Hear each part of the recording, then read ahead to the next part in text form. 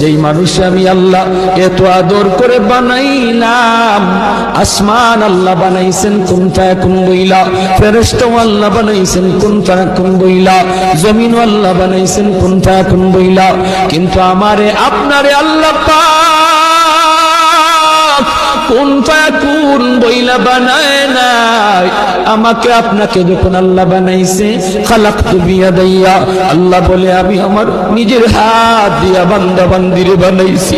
কারণ এই চেহারার মধ্যে এত দামি কপাল।